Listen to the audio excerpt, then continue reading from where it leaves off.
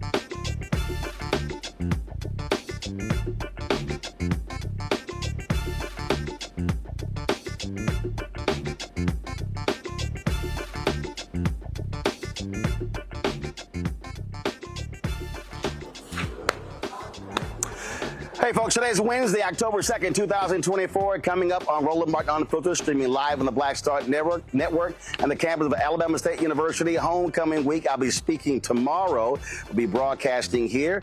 During today's show, I'll be chatting with the president of the university, talking about HBCUs, talking about, again, how this university is doing post-COVID. So we have that conversation. Also, we'll talk about last night's vice presidential debate between Senator J.D. Vance as well as Minnesota Governor Tim Walz, who won, who lost, as well as a new ad the Kamala Harris campaign has dropped regarding that particular debate. Also on the show, the Black Voter Project, their second wave of survey results are in. You know, we've been focusing on black polls that specifically focus on African Americans. Christopher Towler is going to be here breaking down their new survey. Plus, President Joe Biden and Vice President Kamala Harris traveled to South Carolina as well as Georgia to tour those places ravaged by Hurricane Helene, still causing significant damage. More than 150 people are dead, and they still are searching for folks who are still missing. Also, we'll talk to a reporter with the Philadelphia Tribune about their front page story on Project 2025 and its impact on African Americans. Plus, the DOJ, I keep telling y'all, elections have consequences. They have arrested some 70 white supremacists in California. So we'll tell you about that massive line of arrests that took place today. Folks, it's time to bring the funk. I'm Roland Martin Unfiltered on the Black Star Network. Let's go. He's got it. Whatever the miss, he's on it. Whatever it is, he's got the scoop, the fact, the find. And when it breaks, he's right on time and it's rolling. Best believe he's knowing. Putting it down from sports to news to politics. With entertainment just for kicks, he's rolling. It's on go, roll, y'all. It's Roland Martin, yeah. Rolling with Roland now. He's funky, he's fresh, he's real, the best, you know he's Roland Martin now.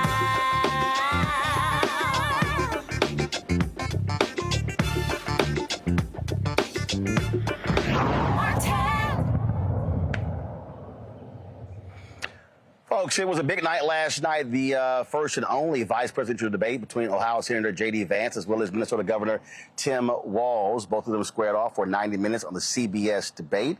A lot of folks are talking about, of course, the exchange dealing with January 6th. That's been the focus all day. The campaign of Vice President Kamala Harris, they actually dropped an ad immediately after last night's debate. Watch this.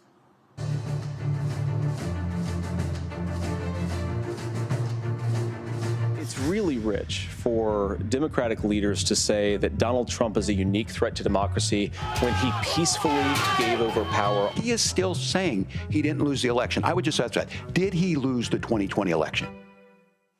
Tim, I'm focused on the future. That is a damning non-answer.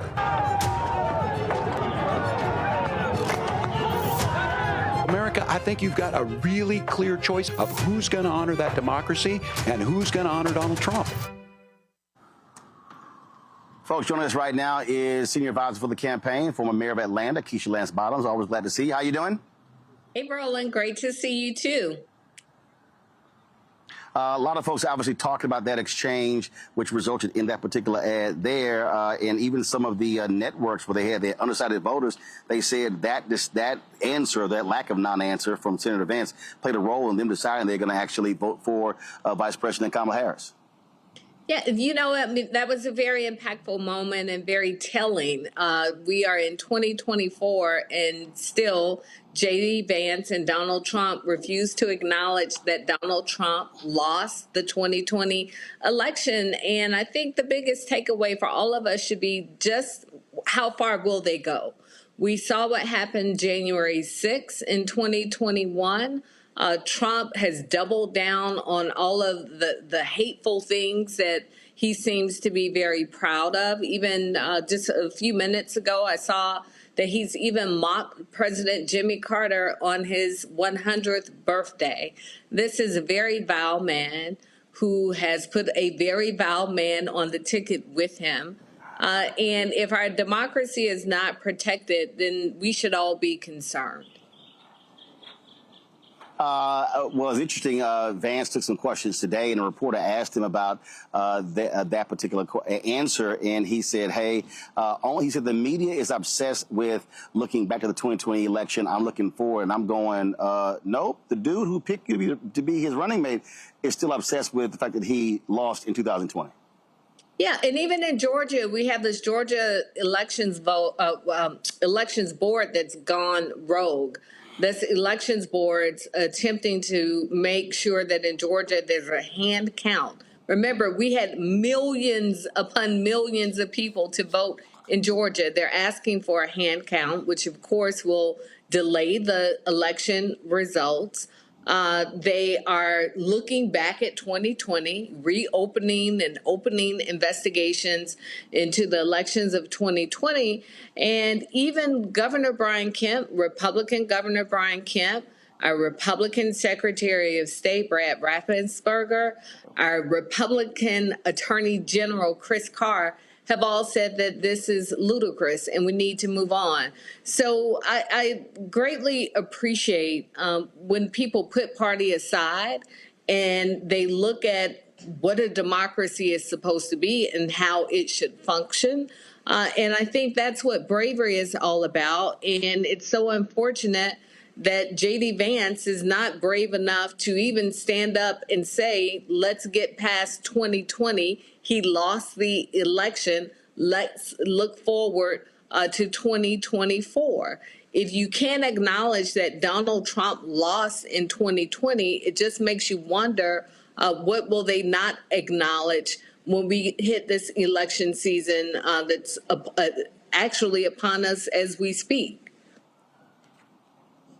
New polling data came out showing anywhere from a 3 to 5 point lead in multiple states: Wisconsin, Michigan, Pennsylvania, North Carolina, and also very tight in Georgia. We're going to talk a little bit later with Chris Towler with the Black Voter Project. And one of the things that he says is that the vice president can still build on her black numbers. There still is some softness among young black voters, specifically black men 18 to 35. What is the campaign strategy over the next 33, 34 days to really lock and load on driving those numbers up, especially in critical battleground states? Hey, listen, Roland, I've got young people in my house. I have a 22-year-old who voted for the first time in the 2020 election cycle. I know that Donald Trump has been in his social media feed for the past 4 years. He's now even sending mailers to our home, one, sometimes twice a day. So he's not taking young voters for granted, especially young African-American men. I've checked in with a lot of friends to see if this is happening across the metro Atlanta area. They have told me absolutely that the young men in their households are being targeted with mailers. And I think we all need to take note of that, because we can't sit on the sidelines and take anybody or anything for granted. We know how Vice President Harris has delivered, along with President Biden, for the African-American community. You're at Alabama State, $16 billion given to HBCUs. That's generational changing for HBCUs. Black unemployment's at an all-time low. We know that with the child tax credits, the black poverty rate for children was cut in half, student loan debt forgiveness, insulin caps at $35 a month, and the list goes on. But if we are just talking to ourselves about it, it's all for naught. So I am not taking for granted that my 22-year-old son is going to vote the way that I'm voting, or that he'll even vote at all, because young people have a lot that has really, made them disillusioned with politics. But I think the disinformation and the misinformation that's been fed to them over the past 4 years is really having an impact. So I'm talking to my son and so many other young people, and I know that the campaign is doing the same, about what's at stake and why it matters, and also reminding him and others that sitting out an election is just like voting for Donald Trump. He wants nothing more than for young black men, for young black women to sit at home and not be engaged in this election. Well, I can tell you, I have 9 nieces, 4 nephews, and if any one of them told me that they may not vote, they may not be breathing. Because I can guarantee you what won't be happening. I guarantee what won't be happening. There will be no Cash Apps, Zelle, PayPal, Venmo. Matter of fact, they won't be eaten as Sunday dinner. It's going to be real rough in the Martin family if any one of them say they're not going to vote. Yeah, and listen, it will be the same way in my household, but the bigger point is that there are a lot of young people who just aren't happy with politics right now. And we can't take them for granted. We can't just assume and threaten them into voting. It should be something that they want to do because it's about their future too. And that's why I said I'm not taking for granted how any young person in my life is going to vote, or even if they will show up to vote. And it's important that we hone in on our messaging, which we have done. I'm very pleased that the campaign has taken this very broad approach to how we are communicating. We aren't just doing it by press release. You know, we're reaching young people where they are through TikTok and Instagram and other social media platforms. I think that's important, but nothing beats someone in your ear, in your house, in your community, talking directly to you about the importance of voting. All right. Keisha Lance Bottoms, we certainly appreciate it. Thanks a lot. Thank you. All right, folks, going to go to a break. We come back. We're going to chat with the president of Alabama State University, talking about what's happening here on this campus in this, well, I still hate to say post-COVID world, but that's really what we'll call it. Again, we'll be right back on Roland Martin Unfiltered on the Black Star Network, live from Alabama State University in Montgomery, Alabama. He told us who he was. Should abortion be punished? There has to be some form of punishment. Then he showed us. For 54 years, they were trying to get Roe v. Wade terminated, and I did it, and I'm proud to have done it. Now Donald Trump wants to go further with plans to restrict birth control, ban abortion nationwide, even monitor women's pregnancies.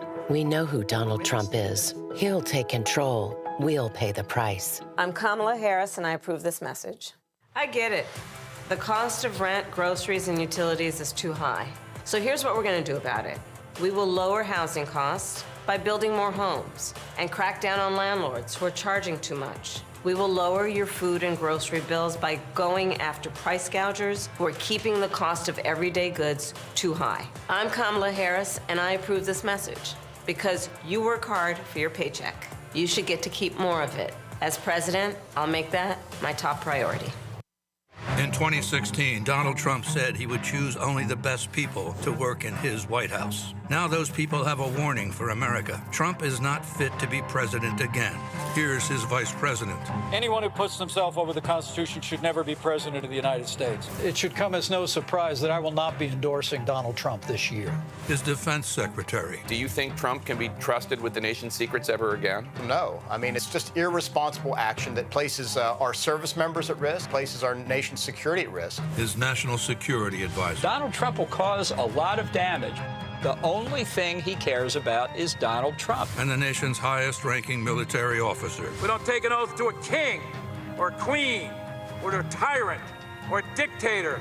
And we don't take an oath to a wannabe dictator. Take it from the people who knew him best. Donald Trump is a danger to our troops and our democracy. We can't let him lead our country again. I'm Kamala Harris, and I approve this message. Bob and I both voted for Donald Trump. I voted for him twice. I won't vote for him again. January 6th was a wake-up call for me. Donald Trump divides people. We've already seen what he has to bring. He didn't do anything to help us. Kamala Harris, she cares about the American people. I think she's got the wherewithal to make a difference. I've never voted for a Democrat. Yes, we're both lifelong Republicans. The choice is very simple. I'm voting for Kamala. I am voting for Kamala Harris. IVF is a miracle for us because it allowed us to have our family. After having my daughter, I wanted more children, but my embryo transfer was canceled 8 days before the procedure. Donald Trump overturning Roe v. Wade stopped us from growing the family that we wanted. I don't want politicians telling me how or when I can have a baby. We need a president that will protect our rights, and that's Kamala Harris. I'm Kamala Harris, and I approve this message. Kamala Harris has never backed down from a challenge. She put cartel members and drug traffickers behind bars, and she will secure our border. Here's her plan. Hire thousands more border agents, enforce the law and step up technology, and stop fentanyl smuggling and human trafficking. We need a leader with a real plan to fix the border, and that's Kamala Harris. I'm Kamala Harris, and I approve this message. The overturning of Roe almost killed me. I had a blood clot in my uterus that caused my labor to have to be induced because of the overturn of Roe v. Wade. I wasn't able to get life-saving treatment sooner. I almost died. And that's because of the decision that Donald Trump made. I was able to get Roe v. Wade terminated, and I'm proud to have done it. The doctors and nurses were afraid that if they treated me in the incorrect way, that they would be prosecuted for that. And that's appalling. Donald Trump says that women should be punished. Do you believe in punishment for abortion? There has to be some form of punishment. For the woman? Yeah. I believe that women should have reproductive freedom to make the choices about their own bodies. 4 more years of Donald Trump means that women's rights will continue to be taken away one by one by one by one. This has to stop because women are dying. I'm Kamala Harris, and I approve this message. Here's a 78-year-old billionaire who has not stopped whining about his problems. Oh, she had a big crowd. Oh, the crowd. This weird obsession with crowd sizes. It just goes on and on and on.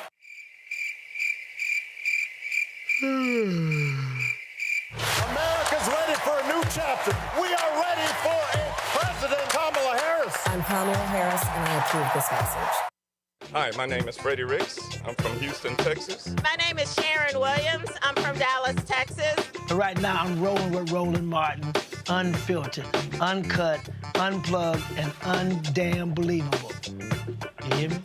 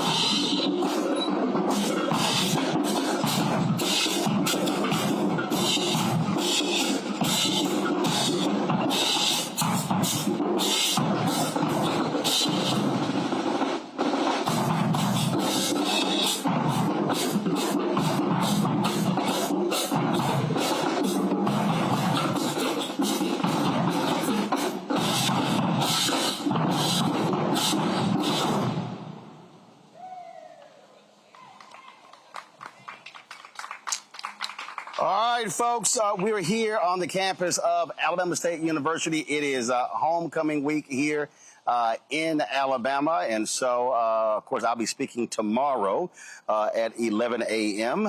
Talking about this election, voting, and how critically important that is. And so glad to be here. We've got a lot of things that have happened. Of course, there are activities happening all over the city. Folks have been coming in, traveling. They've been doing all they need to do.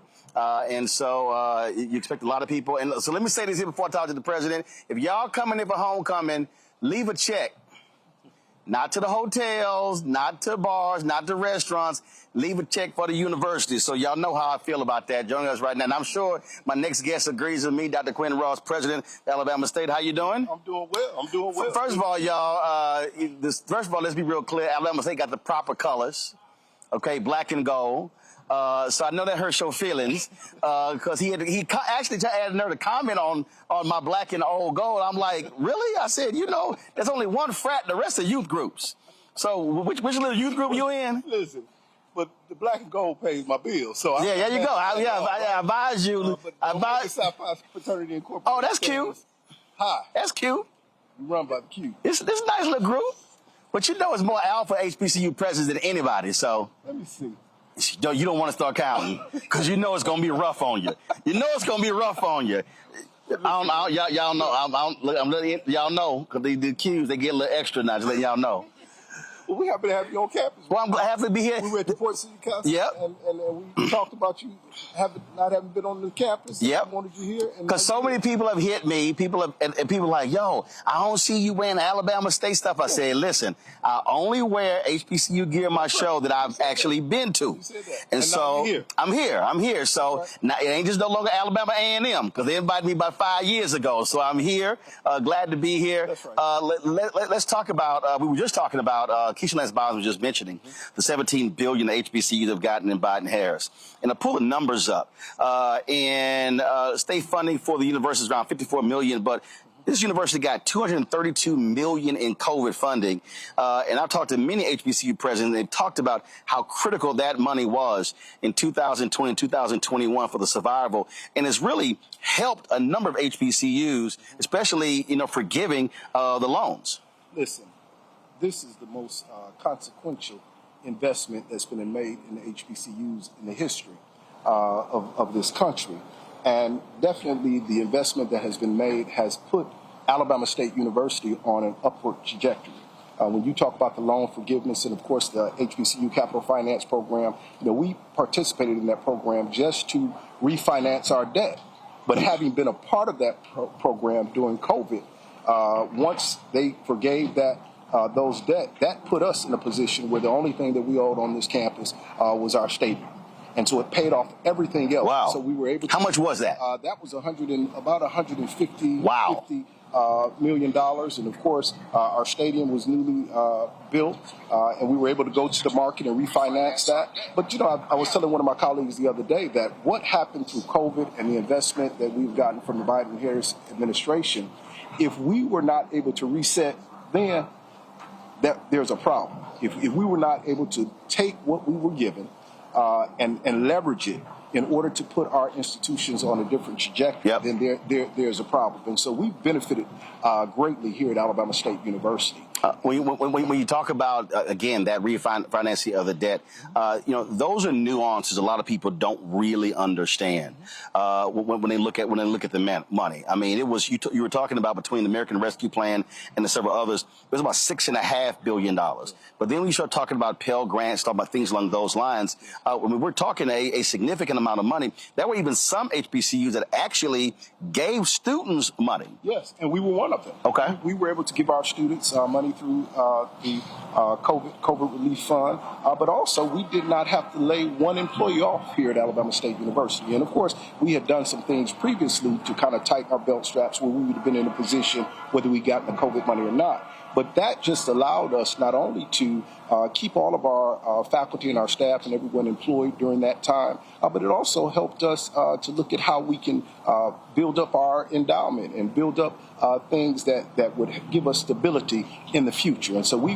benefited greatly from that, and I'm thankful to the Biden-Harris administration. When you talk about that particular piece there, we have seen, obviously, it was post-George Floyd. There were a number of donations that were made to many HBCUs, but we've seen that continue, and we also have seen HBCUs focusing on online learning.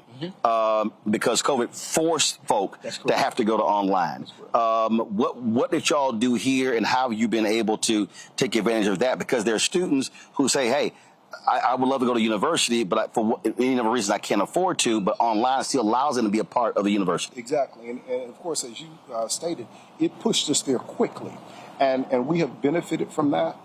Expanding our enrollment, as well as we have our student leadership here, our SGA, as well as our Brooklyn ASU and Royal Court. Some of them may even be taking online courses now while they're here, right, in order to expand and give some breadth to their course load. But it was a necessary, and working with organizations like the Thurgood Marshall College Fund, which of course represents public institutions, and UNCF, as well, that represents private, and together this transformation project that many of our institutions are participating in, helping us kind of reboot and stabilize in all aspects of the university, from enrollment management to your advancement office. And so these are the type of things that we were able to benefit from not only the COVID relief, but for individuals understanding the importance of HBCUs. And so we have benefited greatly here at Alabama State University. We also have talked to other presidents, and when the Supreme Court made their decision with regards to affirmative action, people talked about, oh, this could be a boon to HBCUs. But actually, you have seen tremendous growth in the last several years, even before that particular decision. With that growth comes growing pains. Tennessee State, Florida A&M, Texas Southern University, dealing with housing, things along those lines. Have you experienced any of that? And how are you managing that increase in enrollment? How are you managing, okay, you need your facilities to keep up with folks who are trying to come? No, listen, and here at Alabama State University, we believe in strategic measured growth. And of course, through our Vice President of Student Affairs and Enrollment Management, we have to hit those markers, understanding how many people we can house on campus. So what's your enrollment right now? Of course, our enrollment right now is about 4,053 students. 4,053, but what's...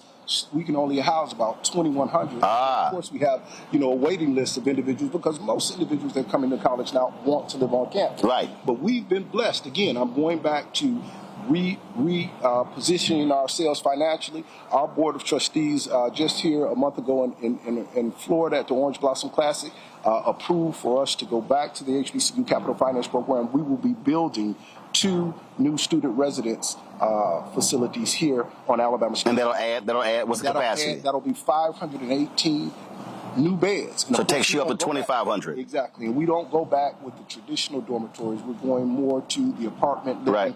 And it's going to change the appearance of the community. So we're excited about that. Again, positioning ourselves fiscally with things that we've been blessed with through not only the Biden and Harris administration, but through the COVID relief. And so we're positioning ourselves well to be able to deal with any. So your enrollment is a little over 4,000, but what is your capacity? The capacity, well, when you talk about the capacity is based on what we can house on campus. Right. So the capacity is going to be like 2,100, 2,200 in terms of living on campus. Right. But of course, now when you talked about online, that's a whole different world. Right. But to have individuals that live on this campus every day, it's going to be about 2,100 right now. But we're going to take that up to about 2,600. So are you now in terms of going beyond the campus, are you seeing, I know some folks who are having these conversations, are you seeing off-campus development as a result of this? And so there are investors out there who recognize what is happening. They recognize that universities can't necessarily just keep building dormitories, because the last thing you want to do is then have overcapacity and then not have those rooms filled up, and you still paying on those bonds or paying off that particular debt. And so are you seeing in this community investment around the university?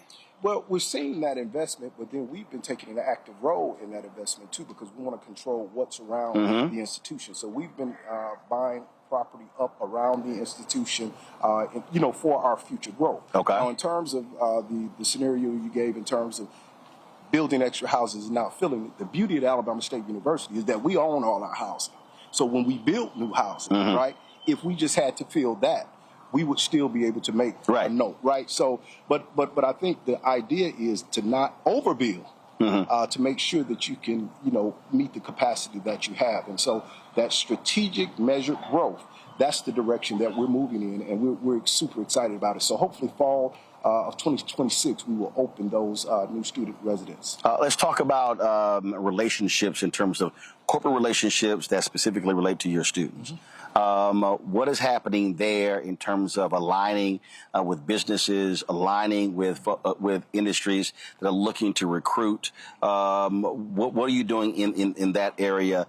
Because that's also one of the things that I talked to different corporate leaders. Many didn't even understand the talent pool, didn't even understand where most of your black doctors and lawyers were coming from. And so, are you seeing a pickup in that area? Oh, extremely. Listen, we are extremely excited about the opportunities that we have in terms of forming partnerships. And my team, the entire campus, knows that I'm big on partnership. Having served 15 years in the Alabama State Legislature, in the State Senate, partnerships is where it is in order for us to continue to grow, not only for Alabama State, but for the surrounding community. And so one point in case, we were one of the first HBCUs, if not the first, to go to a brokerage house on Wall Street to take our endowment there. So we've moved our endowment to Newburgh and Berman out of New York, which is a self-employed organization, over $464 billion worth of assets across the world. They have our endowment, and I tell you, what's that endowment? That endowment now is probably in upwards of about $150 million, right? But we started out when we gave them our money in December. Since December, we have accumulated, particularly dealing in the private equities, over $20 million, right? And that proposition is not a proposition that all of our institutions get because of the way that we're investing. But they have not only, because when I talked to them, I was concerned, I want you to give, you can give us a check. Yes, you can manage our money, but what kind of benefit do you give to my students, right? So point in case, we had our first intern, Ms. Kaylee Dunn, to intern at Newburgh Berman in New York on Wall Street. She did so well. They'll be coming back, and we'll probably have another 5 students that will be able to get that opportunity, dealing in areas that they never thought they would ever get the opportunity. And so that's what we're about, the partnerships. It's about the check, it's about the money, but really what kind of opportunities can we give to our students for student success? And so that's just one example of many. Deloitte is another one that we're dealing with in terms of our student interns being able to predict. Price Waterhouse. All of those companies are investing in coming to see our students and what they have to offer. And to your point, they just didn't understand what kind of pipeline they had.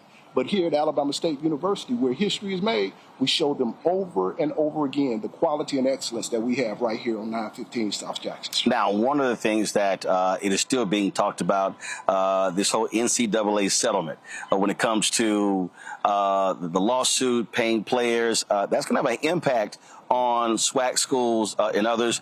And other conferences are like, hey, wait a minute, hold up. Y'all can't be screwing us over. What are those conversations being like? Where you're trying to get them to understand that, hey, Power 5 schools are making all this money. How are you going to have the other conferences having to foot a lot of this, a lot of these bills? Yeah, well, listen, we're fortunate to have Dr. Charles McClellan, who is the commissioner for the SWAC, and I can tell you that the SWAC is alive and well. I'm fortunate to serve as the chair of the SWAC commission. I also am fortunate enough to be on the NCAA board of directors. Matter of fact, I got off a call today talking about the House settlement. And of course, there's going to be some impact to our HBCUs, but I think we have to be creative. For point in case, our Vice President of Intercollegiate Sports and Athletic Director, Dr. Jason Cable, when he came on board, when we were dealing with the NIL, basically he came up with the cost of attendance scholarship as well as the academic scholarship, right? And so the whole thing with cost of attendance, if all of you are showing up, everybody gets something, right? So you don't have that kind of divisiveness going on. And then if you're doing well in your academics, you get a little more. So then someone who comes on and gets a big NIL deal, right? He's going to get that, but everybody else is getting something as well. So we've just been strategic in that space, but we have been most vocal on Capitol Hill about what it would do to us if we had to pay for play, if we had to treat our athletes as employees. And a matter of fact, Mr. Charlie Baker on a call, who's the president of the NC2A, basically talked about how HBCUs have led the way in terms of getting people to understand how any type of settlement other than house would cause so much distress to underserved institutions. So we're on the forefront, and it's just good to have a seat at the table in order to be able to voice your concerns. And I can tell you that when the SWAC speaks, people listen. When the MEAC is participating. So all of our organizations basically are making an impact on how all of this will shape out with the NC2A. Last question. How are you also trying to temper the desire of alumni to want to compete with Power 5 schools? What I mean by that is it's an arms race in many of these schools. I mean, the amount of money they're spending. And I've talked to other presidents who said, look, we understand the glory days of the past when this is the only place black athletes could go. But they've said, my focus is to make sure we're graduating students, that they're going out into the field, these non-athletic fields, because once you start trying to play in an athletic arena, you could be spending a whole lot of money, and then what is going to be the return on that investment? Yes. Well, listen, we have 18 intercollegiate sports here on campus. And football and basketball, of course, are the major drivers. But when you talk about an institution that focuses in on academics and excellence, when you have almost 300 athletes who have a 3.0 GPA or greater and who are graduating every year, that shows and demonstrates that we want you here to play sports, but our most important mission is to get you across that stage so you can go out into the world. And so having a football coach that graduated from Alabama State University, and Coach Eddie Robinson with a 3.8 GPA chemistry, he was all academic, he understands. Our Vice President of Intercollegiate Sports, he's an academician. And so we know that students can go anywhere else, but when we walk you through Alabama State University to show you all that you can receive here, plus you're going to get your degree, we want those students who want to be with us, right? And so that's how we build our athletic teams. All right. Well, sounds great. Well, Doc, good to see you. It sounded to me like you were trained by an alpha. Man, so I think you want to get out for all the credit. Of course. But listen, I had to represent my SGA, my student government leaders, and our queens, and this is my support system. This is why I do this job. All of my VPs, we're a family here. We're a place where history is made. And listen, we're happy that you're here. We hope you stick around for all glad to be here. And actually, I was going to bring this up tomorrow in my speech because I said so I'm reading a book. And I saw the Rosa Parks statue, and I text Mayor Stephen Reed and I asked him this here. It is stunning to me that there is no statue to Joanne Robinson in this city. And it was the Women's Political Council and her running those copies off on this campus. He said, I want to dedicate a street. I said, no. I said, to me, there should be something. There should be a monument to that sister on this campus. Listen. And I emailed the last 5 AK presidents the same thing. I was like, yo, she was one of y'all. Listen, we made news when we took down Bill Graves' name off of our bell tower dorm, and we put Joanne Robinson's name there. See, because where my office sits in Council Hall, in the basement, that's where they churned out the leaflets to tell individuals to stay off the bus. And so she was a professor on this campus. So it's not lost on us the contributions that she made, because when you talk about the whole civil rights and those sisters and the sisters, you talk about Rosa Parks, but listen, when you have Ralph Abernathy, who's a student, a graduate of Alabama State University, Fred Reese from Selma, who's a graduate of Alabama State University, Fred Shuttlesworth, when you fly into Birmingham. It's a place where history is made. That's not by accident. 9 freed slaves founded Alabama State University with $500, and it has become a global university, but it's a place where history is made, and our history shows over and over again. And listen, when you talk about voting rights, we have been on the front line of voting rights. I ran for the Alabama State Senate 4 times, and 4 times this campus elected me to the Alabama State Senate. That's the power of student voices. That's the power of the vote. So anyway, listen, I can start preaching about Alabama State University, but we're excited that you're here. Well, glad to be here. Thank you so much for your show, and thank you for your forum. I appreciate it. Yeah. Thank you so very much. All right, thanks so much. Right. Folks, got to go to a break. We come back. We'll chat with our panel. Lots more to talk about when it comes to politics, when it comes to news, especially the big DOJ arrest today, and also the sister, the federal judge out of D.C. Unsealed Jack Smith's 150-page motion against Trump. Interesting information in there as well. We'll talk about all of that right here on Roland Martin Unfiltered, right here on the Black Star Network, coming to you live from Alabama State University in Montgomery, Alabama. Back in a moment. He told us who he was. Should abortion be punished? There has to be some form of punishment. Then he showed us. For 54 years, they were trying to get Roe v. Wade terminated, and I did it, and I'm proud to have done it. Now Donald Trump wants to go further with plans to restrict birth control, ban abortion nationwide, even monitor women's pregnancies. We know who Donald Trump is. He'll take control. We'll pay the price. I'm Kamala Harris, and I approve this message. I get it. The cost of rent, groceries, and utilities is too high. So here's what we're going to do about it. We will lower housing costs by building more homes and crack down on landlords who are charging too much. We will lower your food and grocery bills by going after price gougers who are keeping the cost of everyday goods too high. I'm Kamala Harris, and I approve this message because you work hard for your paycheck. You should get to keep more of it. As president, I'll make that my top priority. In 2016, Donald Trump said he would choose only the best people to work in his White House. Now those people have a warning for America. Trump is not fit to be president again. Here's his vice president. Anyone who puts themselves over the Constitution should never be president of the United States. It should come as no surprise that I will not be endorsing Donald Trump this year. His defense secretary. Do you think Trump can be trusted with the nation's secrets ever again? No. I mean, it's just irresponsible action that places our service members at risk, places our nation's security at risk. His national security advisor. Donald Trump will cause a lot of damage. The only thing he cares about is Donald Trump. And the nation's highest-ranking military officer. We don't take an oath to a king or a queen or to a tyrant or a dictator. And we don't take an oath to a wannabe dictator. Take it from the people who knew him best. Donald Trump is a danger to our troops and our democracy. We can't let him lead our country again. I'm Kamala Harris, and I approve this message. Bob and I both voted for Donald Trump. I voted for him twice. I won't vote for him again. January 6th was a wake-up call for me. Donald Trump divides people. We've already seen what he has to bring. He didn't do anything to help us.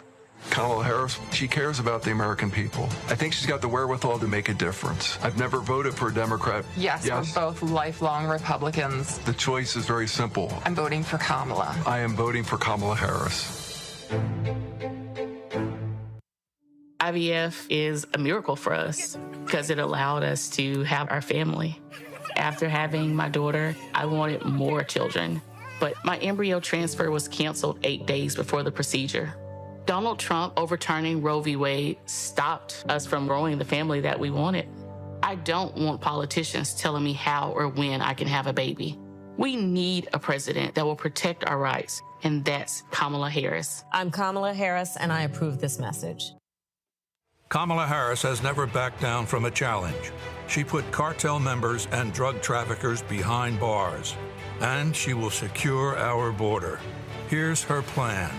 Hire thousands more border agents, enforce the law and step up technology, and stop fentanyl smuggling and human trafficking. We need a leader with a real plan to fix the border, and that's Kamala Harris. I'm Kamala Harris, and I approve this message. Here's a 78-year-old billionaire who has not stopped whining about his problems. Oh, she had a big crowd. Oh, the crowd. This weird obsession with crowd sizes. It just goes on and on and on.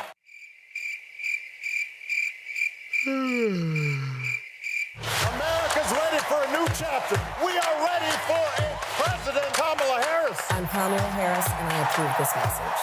Winners never back down from a challenge. Champions know it's anytime, any place.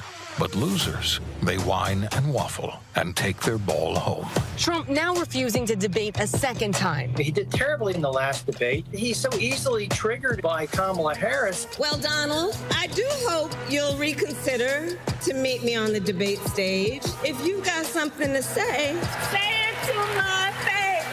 I'm Kamala Harris, and I approve this message. When you talk about blackness and what happens in black culture, we're about covering these things that matter to us, speaking to our issues and concerns. This is a genuine people-powered movement. There's a lot of stuff that we're not getting. You get it, and you spread the word. We wish to plead our own cause. Too long have others spoken for us. We cannot tell our own story if we can't pay for it. This is about covering us. Invest in black-owned media. Your dollars matter. We don't have to keep asking them to cover our stuff. So please support us in what we do, folks. We want to hit 2,000 people, $50 this month, raise $100,000. We're behind 100,000, so we want to hit that. Y'all money makes this possible.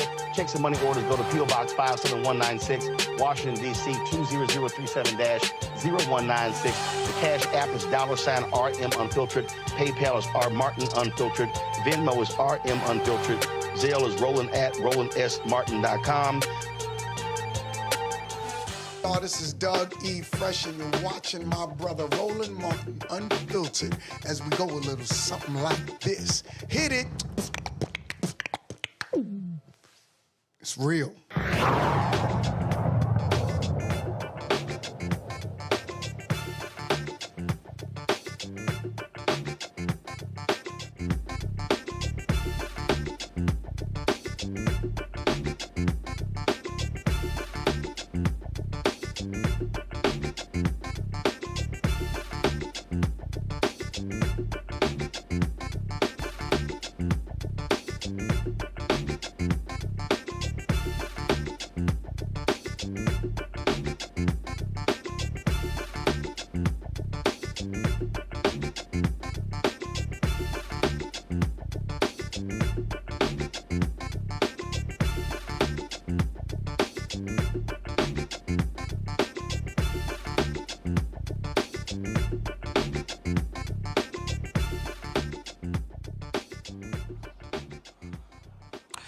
All right, folks, welcome back to Roland Martin Unfiltered here at the campus of Alabama State University in Montgomery, Alabama. Let's bring in our panel right now. Rebecca Carruthers, Vice President at Fair Election Center out of Washington, D.C. Gavin Reynolds, contributor with The Root and former speechwriter to Vice President Kamala Harris out of New Haven, Connecticut. Teresa Lundy, principal founder of TML Communications out of Philadelphia. Glad to have all three of you. Rebecca, I want to start with you.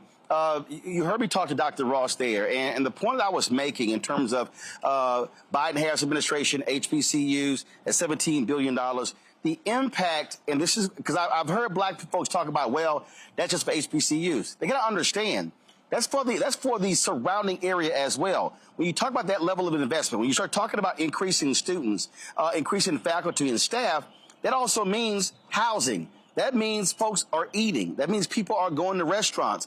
And so the impact of that $17 billion investment goes beyond just students, faculty, and staff.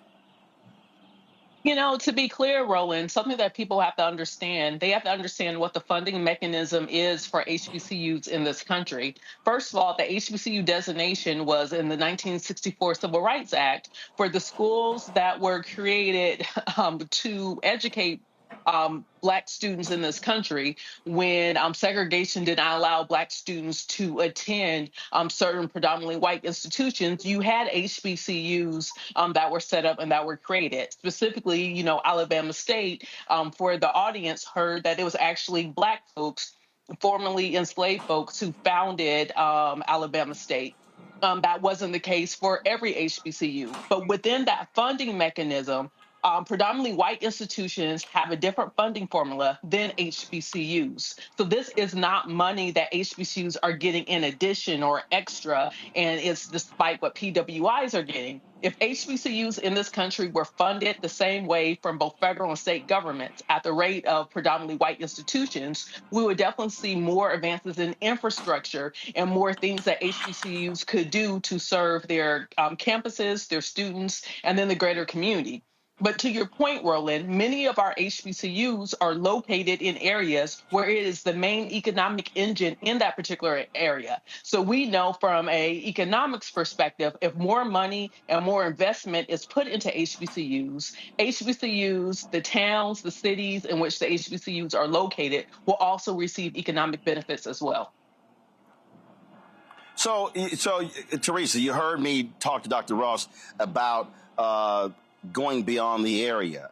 And again, when I think about my alma mater, Texas A&M University, I remember the student housing, and I remember there being this sort of this off-campus dormitory style apartment that actually used to be a hotel. I go back 10, 20 years later, massive development all around College Station, private investors, building elaborate housing, things along those lines. And this is the thing that I'm trying to get people to understand. Black folks who say, well, Biden Harris ain't did enough for black people. When you start talking about a university like Alabama State able to get rid of that debt, and what did he say? Now begin to acquire land. They now can start negotiating deals with potential black developers about building businesses, building additional housing that they actually have an equity stake in. And so I think a lot of people are just too narrow in their thinking when they say, oh, yeah, sure, you know, they invested in HBCUs, but what else have they done? This is called institution building. And when you're able to invest in institutions like HBCUs, like black-owned businesses, black banks, all of a sudden you're dealing with the pillars of a community. You're absolutely right. If more institutions and federal and state funding goes to other HBCU schools across the country, people will be in better position. PWIs have been getting this funding, investments, and clear investments over time. That's what makes them the upper echelon type of institutions, and that what makes it, one of those schools that you only admire to go to if you are privileged to know about them. But HBCU schools, having those investments allow the individuals that's actually taking those courses, those classes, investing in those groups and programs to do more, not only in their communities, but in their neighborhoods. And so it's oftentimes that we see the investments only look like kind of like scraps. Little portions of it are going to HBCUs, but if they think broader and really add an equal amount of portion between HBCUs and PWIs, they'll start to see the investment not only in the workplace, but also in their families and also changing the GDP overall. So, Gavin, in a moment, I'm going to talk with Christopher Towler with the Black Voter Project. And listen, when you start talking about battleground states, we start talking about North Carolina, talking about Georgia, even when you talk about Philadelphia, where you have Lincoln, where you have Cheney State in Pennsylvania, you also have Lincoln University. We're talking about individuals who are going to those places, individuals who are graduating, but again, the broader community. I just think that when I listen to critics talk about what they say has it been done, I think they simply are grossly ill-informed in terms of what actually is happening and the impact when you have individuals in the White House who understand these communities. Listen, Donald Trump went to an HBCU by accident when they had an event at Benedict College, which was supposed to be a bipartisan deal. It really was they didn't want to turn to a Trump rally. I don't think J.D. Vance even knows where Wilberforce or Central State is. And so when you start talking about, who you're going to vote for, you vote for the folks who are going to place the resources where they need to go. And so this is a voting decision that you should be factoring in where money is being sent. Roland, I don't think J.D. Vance knows what HBCU stands for, to be quite honest. But you're so right. Who is in the White House has a direct impact on the success and the ability of our community to thrive. And if we look at the amount of money being invested in HBCUs, it's because of the Biden-Harris administration, specifically a letter that was sent by Education Secretary Miguel Cardona and Agricultural Secretary Tom Vilsack, that we were able to get the data, Roland, that you've been so on the front line of sharing on this show, that land-grant state HBCUs have been underfunded by $13 billion over the past 30 years. That's an underinvestment relative to what our institutions were owed, $13 billion over the past 30 years. And we wouldn't have the data to back that up unless the Biden-Harris administration actually took that seriously. So I think you're right. To all those young people, especially we talked a minute ago, and we're going to talk a little bit later in the program about how some young Black voters might be feeling a little checked out right now, or feeling a little bit wary of what the Democratic Party and its leaders, whether Joe Biden, Kamala Harris, or whoever, is actually doing for them. I think we have to break it down to them this way. And someone broke it down to me this way not too long ago, is that when we talk about voting, I think sometimes we think that voting will be the panacea, the one magic silver bullet that will solve all of our problems. We view voting as offense. But I think we have to recognize that voting is defense. It's about protecting what we have as a community. And we know that relative to other communities, it's not what we deserve. But voting is about defense and protecting what we have. And then once we vote our elected leaders into office, the offense is holding them accountable. It's saying, whether Donald Trump or whoever's in the White House, look at what you've done in terms of underfunding our institutions, and now what are you going to do about it? And if you don't do what you need to do about it, then we're not going to vote you back into the White House. And so I think you're absolutely right. To all of those young people out there listening, whether you go to an HBCU or not, recognize that this has been cycles of underinvestment, cycles that the Biden-Harris administration has pumped the brakes on and says, this is an issue, and we're going to do something about it. And only one of the two leaders that are running for president right now, I believe, is actually serious about doing it. Hint, hint, maybe it's the one who actually went to an HBCU. I'm going to bring in Chris Towler. He's the Black Voter Project Director, also co-founder of Black Insights Research, joining us from Sacramento. Chris, glad to have you here. Before we get into y'all survey, just want you to speak on what we're talking about here, because I keep talking about what has to happen, and not just from a campaign point of view, but whether it's in their ads and also how do you use voices out there. You have to connect the dots. A lot of people don't live in the minutia of politics. They just don't.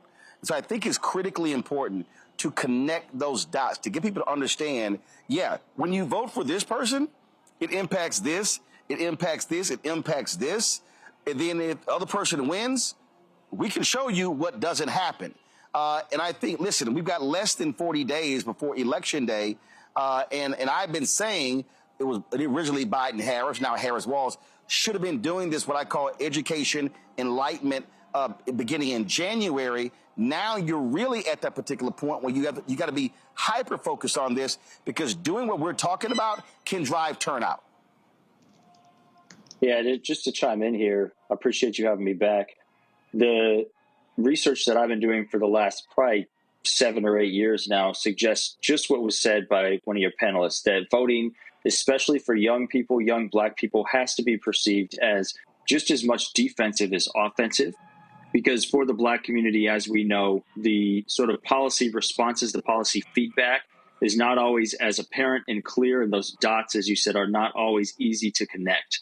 And so the best messages that I have seen in my research that I would like to see from the campaign in these last 40 some days are really defensive messages, showing that if Trump gets another shot at the White House, if Republicans take control of Congress, along with the Supreme Court, it could be really, really bad in very specific ways for the Black community. I think messages around voting, vote suppression, messages around policing, the possibility of expanded police immunity.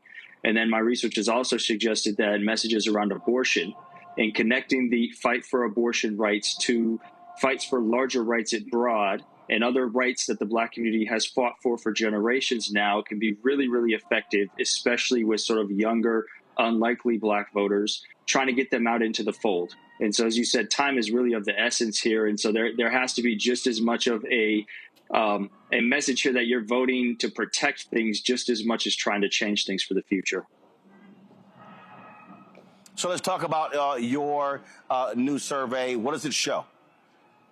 So within this survey, we were lucky enough to collect a second wave of the data we collected back in April.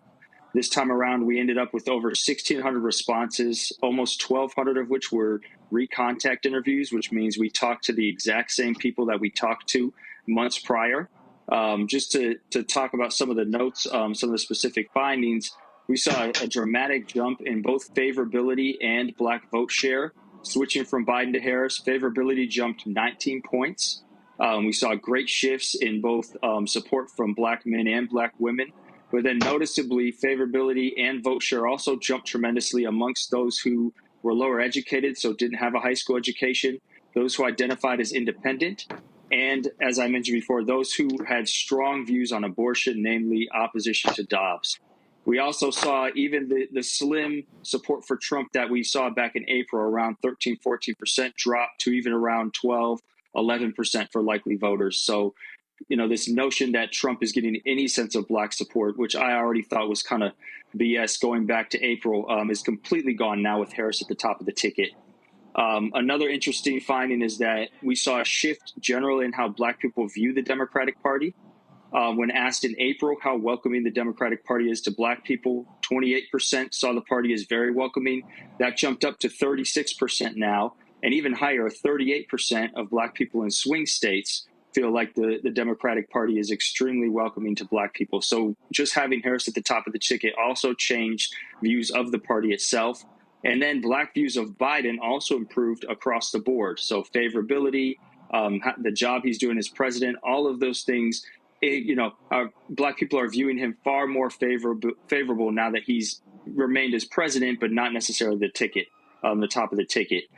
Lastly, because of the uniqueness of the data and the fact that we were able to collect responses from the same people, we were able to take a look at what's driving these changes and really the why behind this increase in support, increase in favorability, and even increase in turnout. And what really stood out is that what people think of Donald Trump and the MAGA movement, how much they see those things as a threat, contributed a great deal to them supporting Harris over Biden.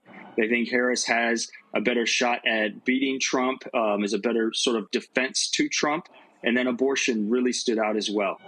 Respondents who feel like abortion is a great threat to the Black community, who are really worried about abortion bans across the country, also were far more likely to support Harris than they were Biden back in April. And so, again, Harris can really capitalize on this and speak to these issues, but she has to do it in a way, and her campaign has to do it in a way that's very specific and targeted to the Black community, right? You can't, just like you can't talk about democracy broadly, you can't really talk about abortion or like the Republican Party broadly either. You have to make it very clear and connected to the threat to the Black community, talk about how abortion is related to maternal mortality rates in the Black community, and specifically, right, going to have disproportionate effects for Black women if we continue to see these really strict abortion bans across the country. And so I'll leave it there, but I'd love to have questions. I haven't seen, obviously from a television standpoint, you don't have a lot of Black networks, but I haven't seen a Black-specific digital ad.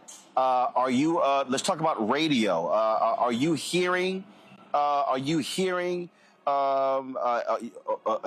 Different ads that are very specific on Black radio coming from the campaign?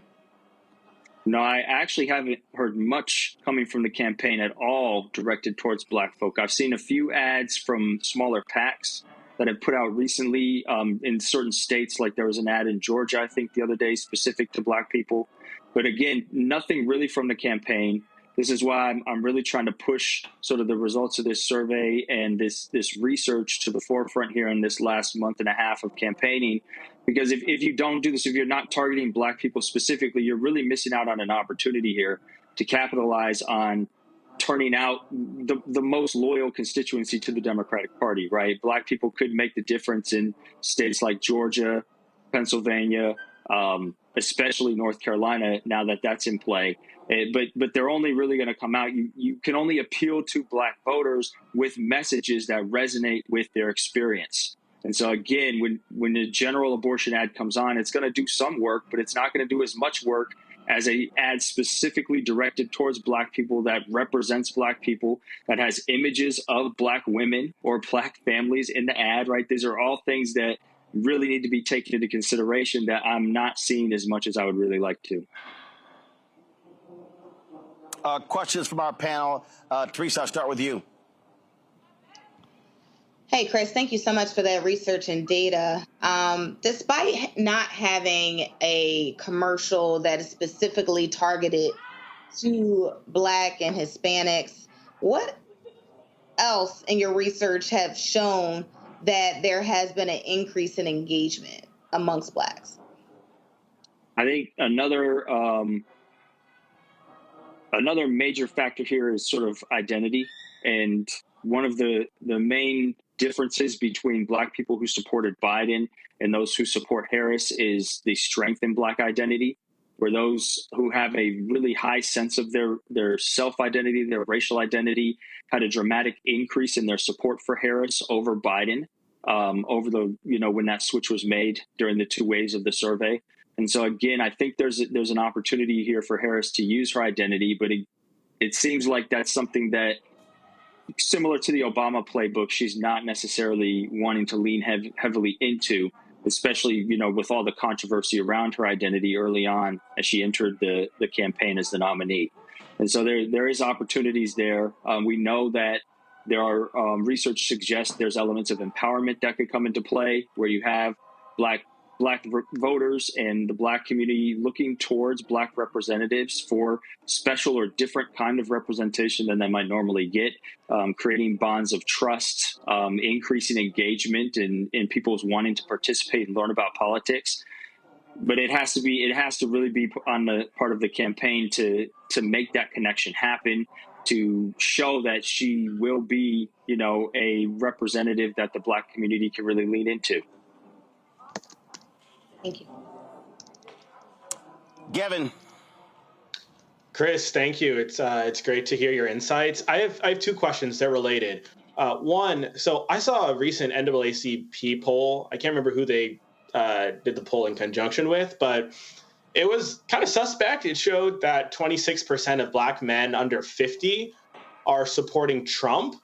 I think the numbers are a bit outdated. They acknowledge that the survey was conducted prior to the DNC, so I'm guessing maybe sometime in late July. But I'm still curious what you make of that finding and how you sort of square it with the data that you all have collected. And then the second part to my question, relatedly, is how do we thread the needle between beating back some of the false narratives about Black men flocking to Trump, while at the same time making clear that we know, to use the VP's words, that Black men aren't in anybody's pockets? Yeah, I think that the results from the survey you just mentioned do somewhat comport with the findings from the Black Voter Project data. Overall, Black men do support Trump at higher rates than Black women. Back in April, that number was around 20%. It dropped to about 17% with Harris on the ticket, so a slight decline in Trump support among Black men, but it is significantly higher than Black women. There's, a lot of different sort of anecdotal reasons as to why that might be, having to do with sort of patriarchy and understanding of Trump is maybe a business leader, these things that, again, have been floated out there as GOP talking points for years now, some of which might be paying off. Also, though, I think that it's important to understand that when looking at these numbers, especially among younger Black men, they are a bit inflated in the survey world, because unless you're looking particularly at sort of this likely voter sample, you're going to get a lot of people in there suggesting that they support Trump who aren't actual voters, who haven't voted in a while. My data suggests that a good portion of the Black Trump support is coming from people who didn't vote in 2020 or in 2016, so they didn't vote for him before, but they still sort of, when asked these questions on the survey, tend to pick Trump over the other candidate. And so I think that comes into play here as well. So when talking about threading the needle, it's going to be sort of a really tight rope to walk here to make sure that you're not putting too much into this, trying to figure out why black men are, supporting Trump more than black women, as a good portion of them are not actual likely voters and really engaged in politics that much. I will say this, though. When you look at the historical numbers of black men supporting just GOP or Republican candidates in general, this isn't out of the ordinary, right? Black men have always had higher support for the Republican Party and Republican candidates than black women. It's not really specific to Trump, even though we might be seeing like a 1 or 2% uptick than the historical average. But we always see around sort of that 15, 16, 17% number among black men, much higher than black women, regardless of who the Republican nominee is. Rebecca. Hey, Chris, it's good to see you tonight. So I've heard anecdotes from different black men in regards to trusted messengers. And some of the pushback that I've heard is, why is the Democratic Party thinking that rappers or male entertainers or celebrities are the best, surrogates to talk to black men, to talk about voting and voting issues. So my question is, in your research, have you researched the top trusted messengers for political news for black men? Like, who do they want to hear from? I think, a lot of black men in particular want to hear from people from the community, but not necessarily these celebrities, unless the celebrities have a still real firm attachment to the community and an ability to relate to the people either through their life or through their music that, isn't normal, right? Most celebrities are seen as being highly removed from the black community altogether. Other research, though, has shown that it's important that we look towards sort of leaders within the community. So here we're talking about possibly pastors, religious clergy, teachers, educators, even different types of athletes, if you will, who have still connections to the community and have sort of a social justice mind frame or platform to direct the attention of these voting blocks when politicians aren't necessarily seen as the most helpful or trusted people themselves. And so there are ways to look beyond sort of the political world to engage the black community. But again, there's a fine line to walk here between looking towards someone to spread this message who's going to be a reliable messenger who people relate to and see a shared struggle with, versus a celebrity who's seen as wildly removed from the community altogether and doesn't have much attachment to the people that they're talking to. Chris, one of the things that, I'm just of the position. First of all, I agree with you. A lot of this stuff is significantly being overblown when it comes to black men. I think about when Stacey Abrams was running in Georgia. Then we saw the exit polling data, and it was like, okay, it was not far off.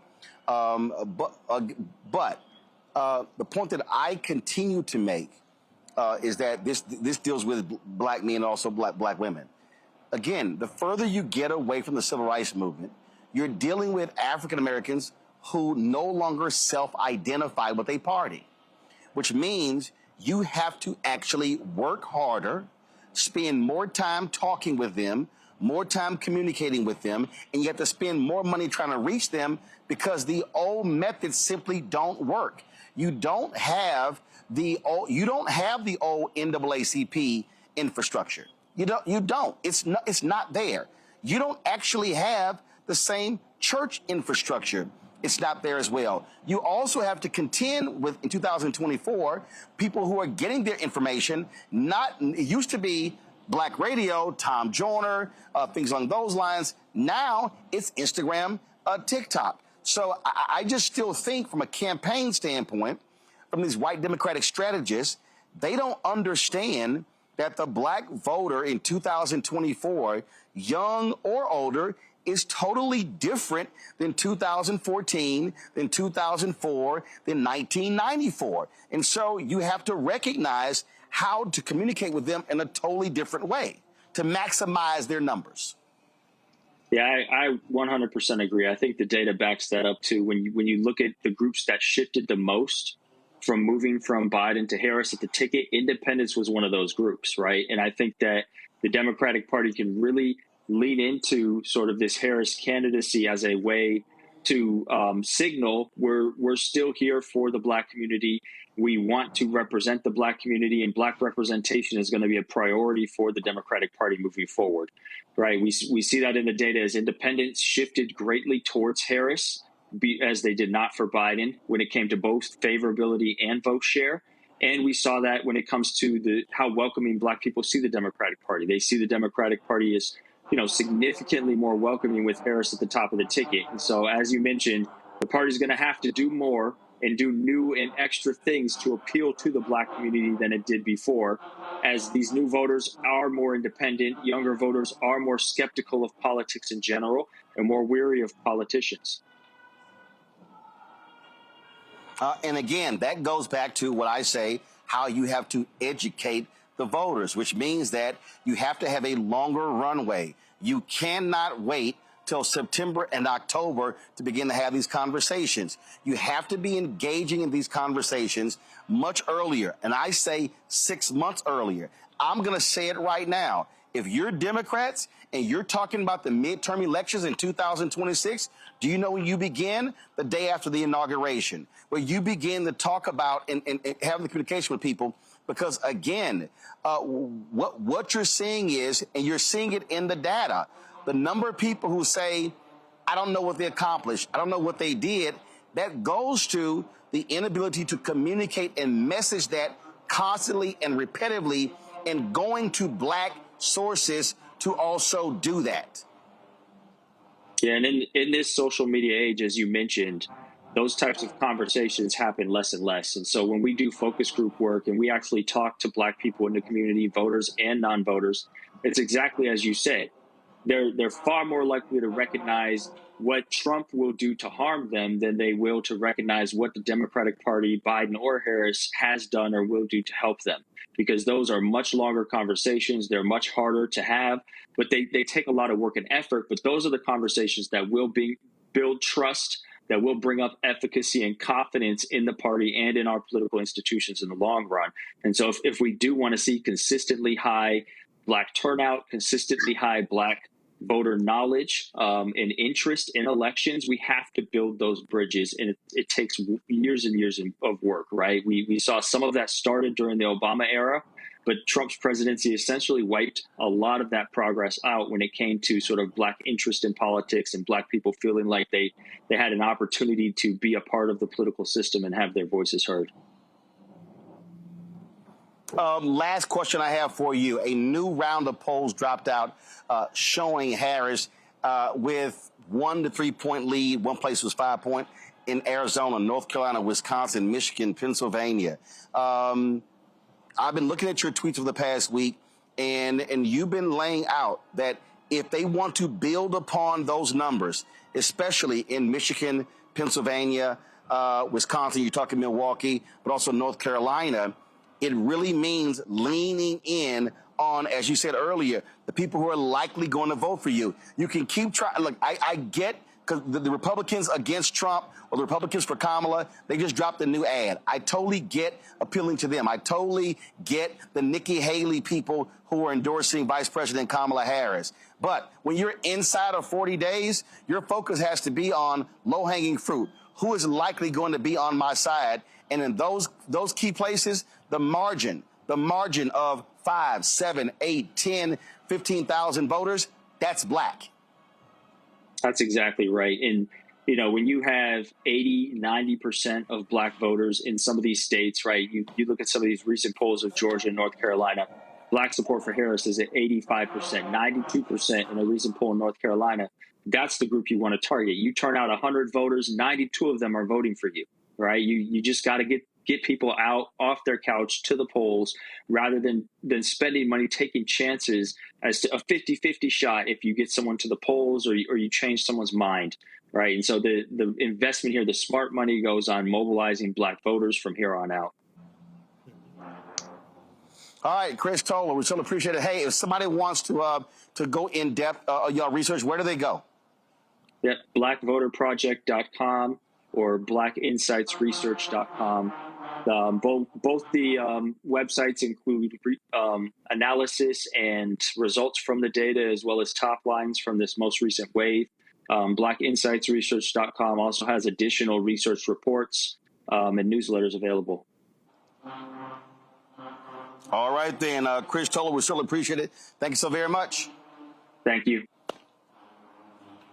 All right, folks, going to a break. We come back more on Roland Martin Unfiltered on the Black Star Network, live from Alabama State University. Folks, be sure to support the work that we do here. Of course, we know the stories that we cover aren't being talked about a lot of other places. How we go in depth with a lot of these stories are not being focused on other places as well. And so you can support us by joining our Bring the Funk fan club. Our goal is to get 20,000 of our fans contributing on average $50 each for the year. It's $4.19 a month, 13 cents a day. Now, here's the deal. We continue to have significant issues with Cash App. I don't know what the hell is going on with Cash App, but there's a lot of problems. So the way you can support us right now is PayPal, R Martin Unfiltered. Venmo is RM Unfiltered. Zelle, Roland at RolandSMartin.com, Roland at RolandMartinUnfiltered.com. Send your check and money order to P.O. Box 57196, Washington, D.C., 20037-0196. And we'll be right back.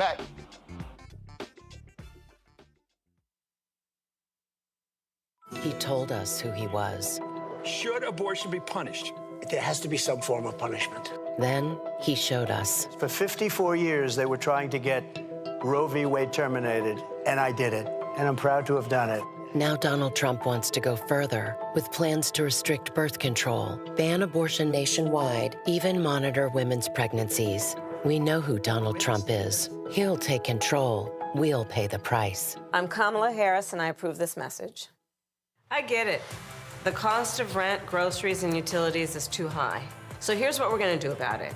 We will lower housing costs by building more homes and crack down on landlords who are charging too much. We will lower your food and grocery bills by going after price gougers who are keeping the cost of everyday goods too high. I'm Kamala Harris, and I approve this message because you work hard for your paycheck. You should get to keep more of it. As president, I'll make that my top priority. In 2016, Donald Trump said he would choose only the best people to work in his White House. Now those people have a warning for America. Trump is not fit to be president again. Here's his vice president. Anyone who puts themselves over the Constitution should never be president of the United States. It should come as no surprise that I will not be endorsing Donald Trump this year. His defense secretary. Do you think Trump can be trusted with the nation's secrets ever again? No. I mean, it's just irresponsible action that places our service members at risk, places our nation's security at risk. His national security advisor. Donald Trump will cause a lot of damage. The only thing he cares about is Donald Trump. And the nation's highest-ranking military officer. We don't take an oath to a king or a queen or to a tyrant or a dictator. And we don't take an oath to a wannabe dictator. Take it from the people who knew him best. Donald Trump is a danger to our troops and our democracy. We can't let him lead our country again. I'm Kamala Harris, and I approve this message. Bob and I both voted for Donald Trump. I voted for him twice. I won't vote for him again. January 6th was a wake-up call for me. Donald Trump divides people. We've already seen what he has to bring. He didn't do anything to help us. Kamala Harris, she cares about the American people. I think she's got the wherewithal to make a difference. I've never voted for a Democrat. Yes, we're both lifelong Republicans. The choice is very simple. I'm voting for Kamala. I am voting for Kamala Harris. IVF is a miracle for us because it allowed us to have our family. After having my daughter, I wanted more children, but my embryo transfer was canceled 8 days before the procedure. Donald Trump overturning Roe v. Wade stopped us from growing the family that we wanted. I don't want politicians telling me how or when I can have a baby. We need a president that will protect our rights, and that's Kamala Harris. I'm Kamala Harris, and I approve this message. Kamala Harris has never backed down from a challenge. She put cartel members and drug traffickers behind bars, and she will secure our border. Here's her plan. Hire thousands more border agents, enforce the law and step up technology, and stop fentanyl smuggling and human trafficking. We need a leader with a real plan to fix the border, and that's Kamala Harris. I'm Kamala Harris, and I approve this message. The overturning of Roe almost killed me. I had a blood clot in my uterus that caused my labor to have to be induced because of the overturn of Roe v. Wade. I wasn't able to get life-saving treatment sooner. I almost died. And that's because of the decision that Donald Trump made. I was able to get Roe v. Wade terminated, and I'm proud to have done it. The doctors and nurses were afraid that if they treated me in the incorrect way, that they would be prosecuted for that. And that's appalling. Donald Trump says that women should be punished. Do you believe in punishment for abortion? There has to be some form of punishment. For the woman? Yeah. I believe that women should have reproductive freedom to make the choices about their own bodies. 4 more years of Donald Trump means that women's rights will continue to be taken away one by one by one by one. This has to stop because women are dying. I'm Kamala Harris, and I approve this message. Hey, yo, what's up? It's Mr. Dalvin right here. What's up? This is KC. Sitting here representing the Jodeci. That's Jodeci. Right here on Roland Martin Unfiltered.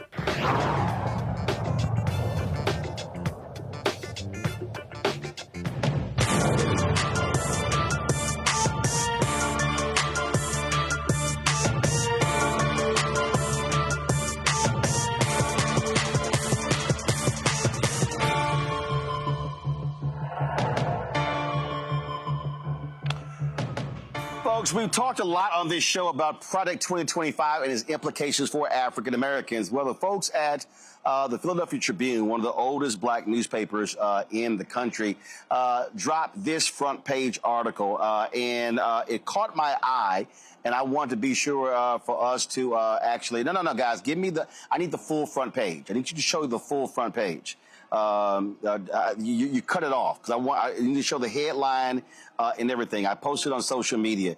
If y'all can find that, I would appreciate that because it gives you a better understanding of how they sort of position this article. And we're going to show you that. And joining us right now is the author, Christina Christophic. She is the investigations reporter editor for the Philadelphia Tribune. Glad to have you here. Christina, again, it was really important in terms of how y'all framed this story. And it really jumped out. And so talk about the conversation y'all had, why you wanted to shine this very specific spotlight on the impact on African Americans of Project 2025. We saw a lot of, well, first of all, thanks for having us, Roland. And we saw a lot of people talking online about Project 2025. We saw a lot of things that we were like, does it really say that? And, we saw also some things that were clearly misinformation. And we wanted to take a look and see, what is this? What does it really say? And what exactly will it do for this country or not for this country? And we knew as we were going through it that this was going to be a big front page piece. And so obviously it's 900 plus pages. And so what was your narrowing process? So it started with me reading all 922 pages. I will confess that I sort of skimmed near the end when I got the chapters. I bet that was fun. Oh, yeah. It was, some real light reading. When I initially volunteered to read it, I said, I can do it in like a week. And then as I got into it, I found things that, there were acronyms I had never heard before. There was jargon I had never heard before. There were things that I didn't remember happening the way that the authors said they happened. For example, they blamed the Flint water crisis on Obama. They praise Arizona as an example of a good education system, while Arizona is consistently in the bottom 10 nationally. And so I had to Google and say, wait, is that real? Am I remembering this correctly? But I got through it, decoded it, and then I spoke with a bunch of Black leaders in and around Philadelphia about what stood out to them in Project 2025. And I gathered all their thoughts and all my thoughts and sat down with my editors, and we agreed to our list of top 10 things that we thought would have the most disparate impact on Black Americans.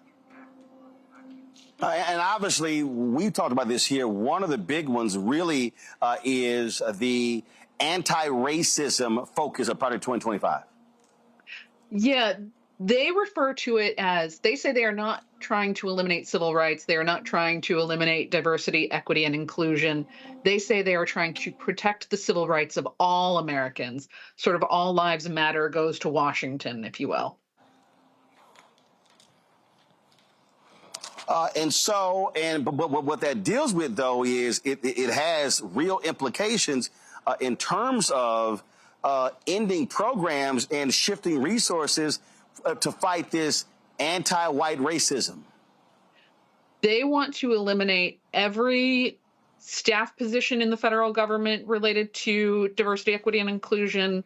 They want to eliminate every committee, every department, anything within the federal government related to diversity, equity, inclusion, race, gender, reproductive rights. They want it gone. They want to completely rewrite all federal laws, regulations, contracts, everything to remove all references to race, gender, reproductive health, reproductive rights, sexual orientation, et cetera, et cetera. The list goes on.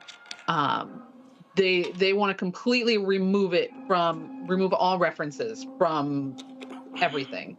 And then they want to use the Department of Justice. Which means it is very difficult from a data standpoint to understand racial inequities when it comes to health, when it comes to economics, in so many different areas. And so it's sort of like, oh, no, let's just get rid of all of that. And you have no way to track it. You have no way to study it. And so all of a sudden, their whole deal is, oh, no, everybody's the same. Don't discuss those things. Right.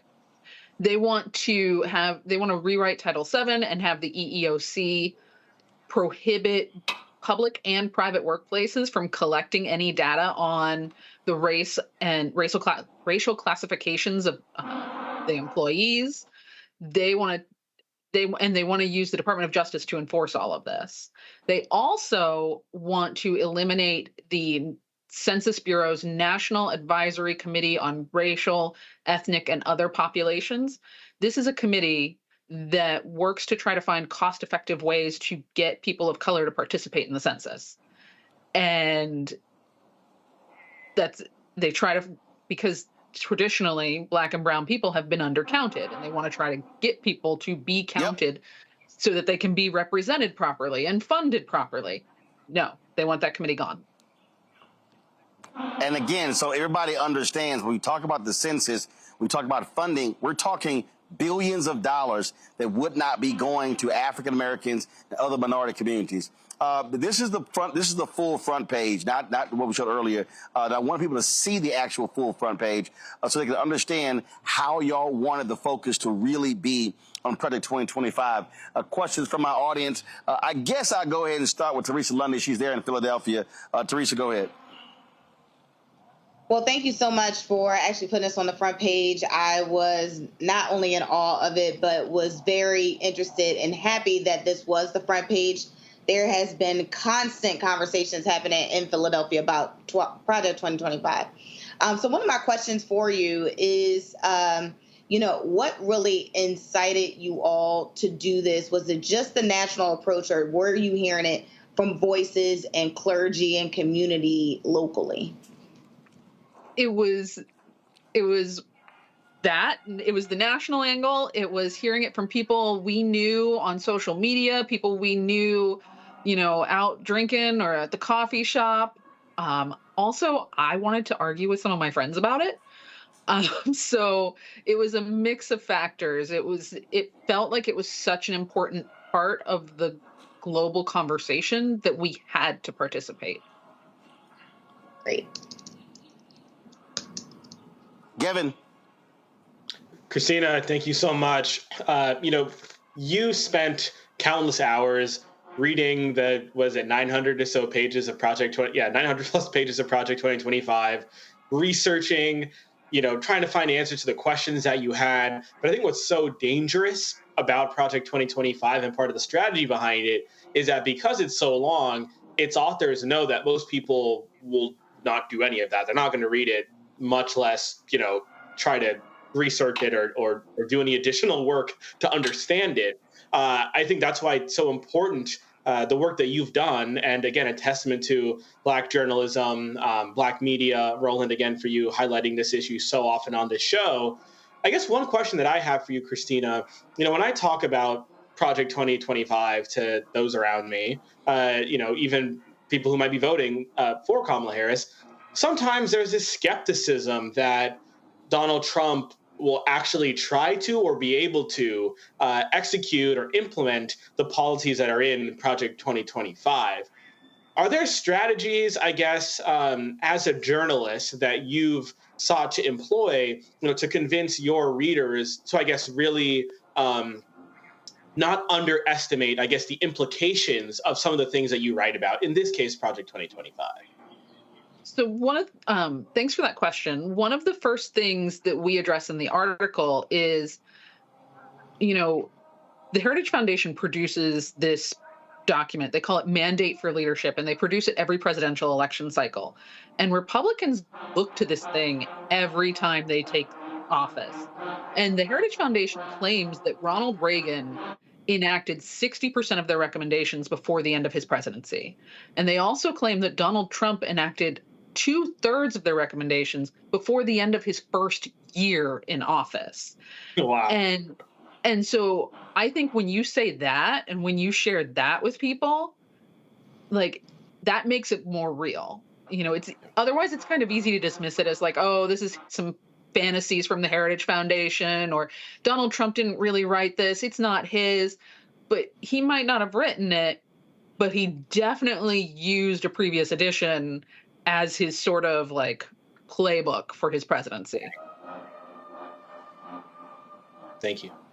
Well, look, first of all, we have the history. He followed the Federalist Society, everything they wanted to do. There's no doubt in my mind he's going to do whatever Project 2025 lays out, because that's his people. And in fact, at his rally today, who did he have introducing him there?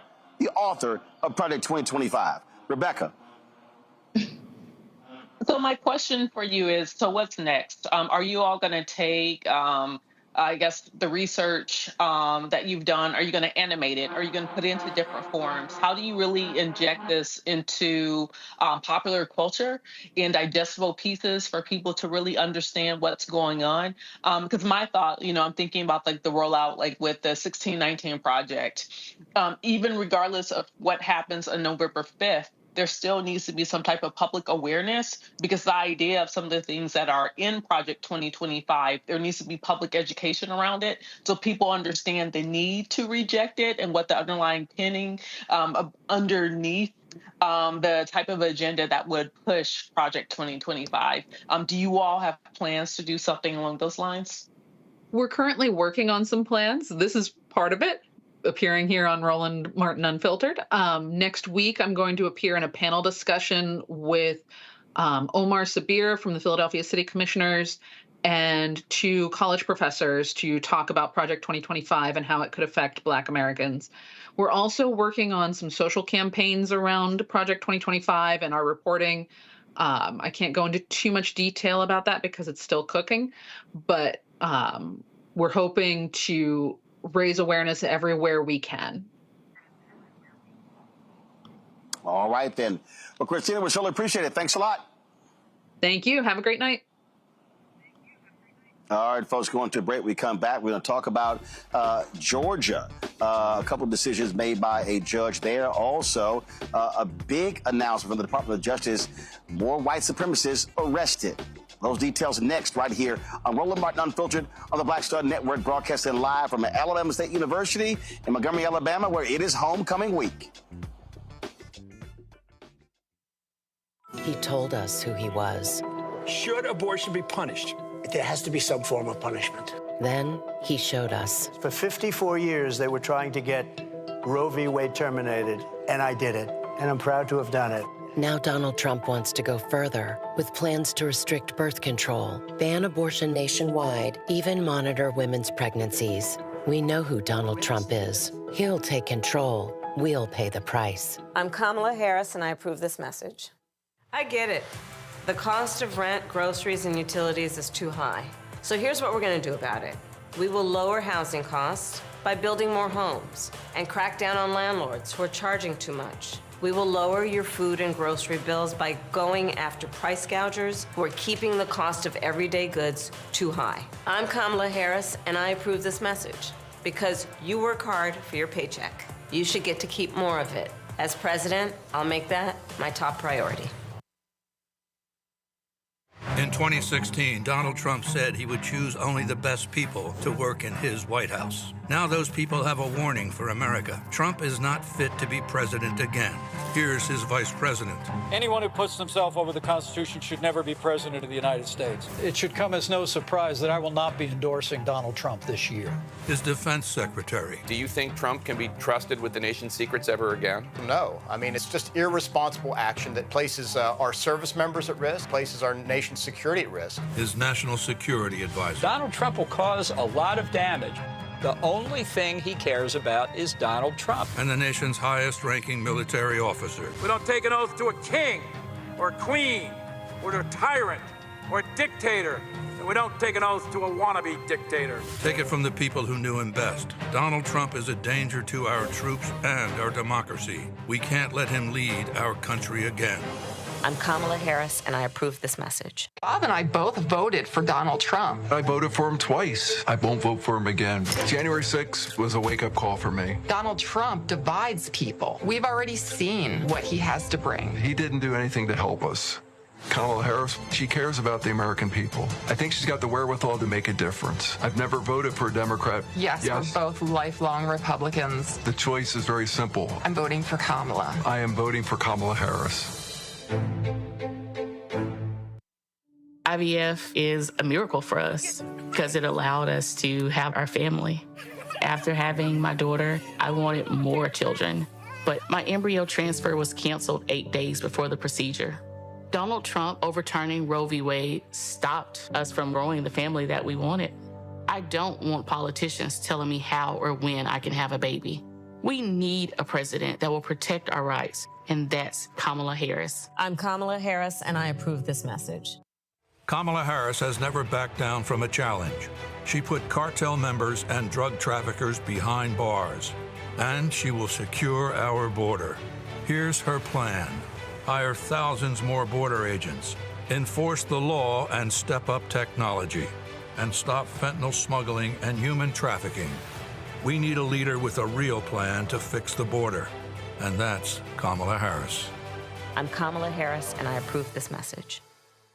What's up, y'all? This is Wendell Haskins, a.k.a. Win Hogan at the Original T Golf Classic. And you know I watch Roland Martin Unfiltered.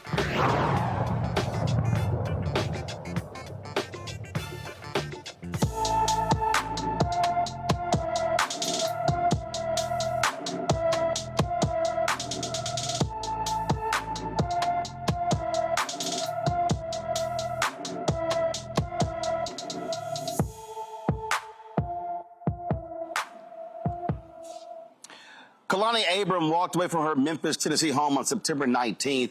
The 15-year-old is 5 feet 10 inches tall, weighs 130 pounds, with black hair and brown eyes. Kalani was last seen wearing a long sleeve, a green long sleeve shirt, wide leg khaki joggers with black and McDonald's Crocs with yellow bottoms. She has long black and red braids.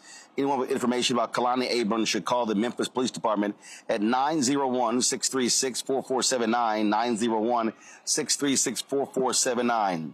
Folks, in California, a federal grand jury has indicted 68 people, and they detail alleged crimes by a white supremacist street gang. Prosecutors say they maintain an alliance with the Mexican Mafia prison gang. According to the 76-count indictment, the Peckerwoods in the San Francisco Valley area are accused of a years-long pattern of racketeering, extensive drug trafficking, illegal firearms possession, as well as COVID-19 loan fraud. The indictment, unsealed Wednesday, details the seizures of dozens of pounds of fentanyl, heroin, meth, and several illegal firearms. The gang allegedly worked with other organized crime groups based out of California prisons. I keep talking about this, Rebecca. It matters when you talk about the Department of Justice. All these people who kept talking about, oh, the Asians got a hate crime bill. Oh, the Asians got a hate crime bill. What about our hate crime bill? There aren't hate crime bills that deal with African Americans, because they all do. This is a perfect example of the DOJ using the laws to go after white supremacists. You know, I went back and I reviewed the COVID-19 anti-hate crime bill. And one thing I noticed that, yes, in the preamble, it pointed to specific instances of attacks on those who are of Asian American descent in this country. So yes, absolutely, there was a call out to something specifically that was happening. But if most people actually read the preamble of most legislation, there is an example or a story or real people and places that led to the creation of that particular bill being introduced and then ultimately being passed into law. But that said, I really do such as the bill that was such as the bill. Rebecca, one second. Such as the bill that was passed that dealt with the burning of churches and religious institutions. And when you read the summary, it details the burning of black churches. Yes, absolutely. Or even when you look at the Shepherd and the Bird Act, it talks about Matthew Shepard, who was the white gay young man in Wyoming who was brutally attacked and killed because of his identity of being a gay man. Or we know Mr. Bird down, I believe, in Jasper, Texas, who was brutally attacked and I believe dragged by white supremacists. Dragged and murdered.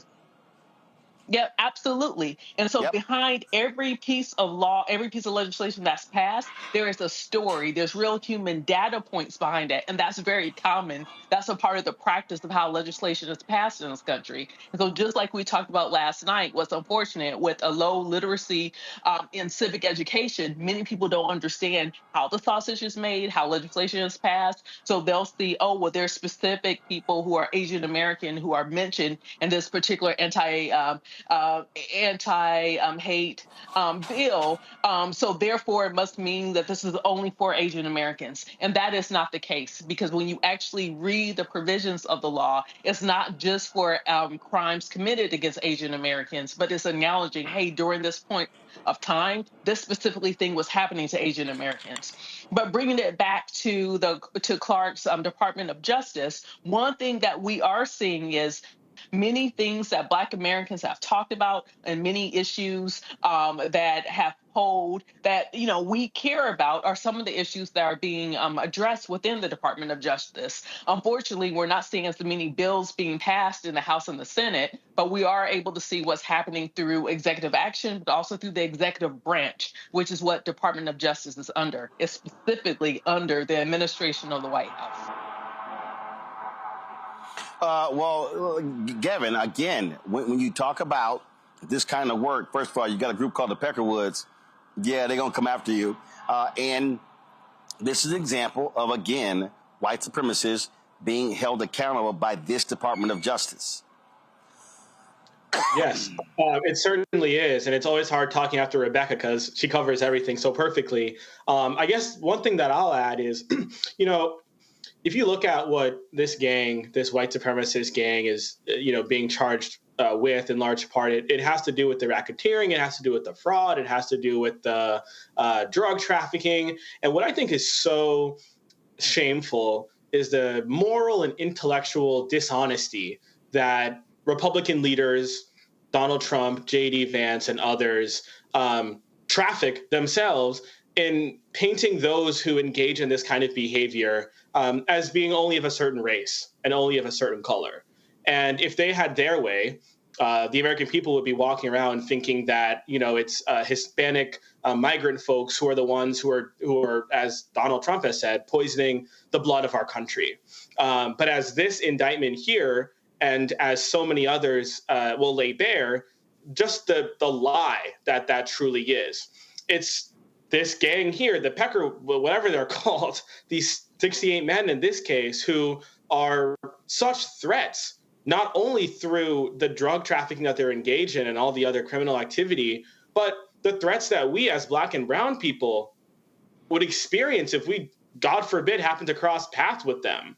So I just, in addition to everything that we're saying about how important it is that, we have a president and vice president in the White House who charge their DOJ, with actually investigating hate crimes, with actually prosecuting hate crimes, which is something that Donald Trump did not do and will not do. Well, I guess he will, but hate crimes against white people, most likely. I also think it's important that we recognize that this indictment here is yet another piece of evidence that rebuts the racist and stereotypical imagery that Donald Trump, J.D. Vance, and their MAGA movement would have us, to believe in. Teresa? No, I totally agree with our two panelists. It's always unfortunate when we have to see those who are probably working with us having those same ideals and those beliefs that we are not equal. And they are superior to us. So I do think this is a step in the right direction.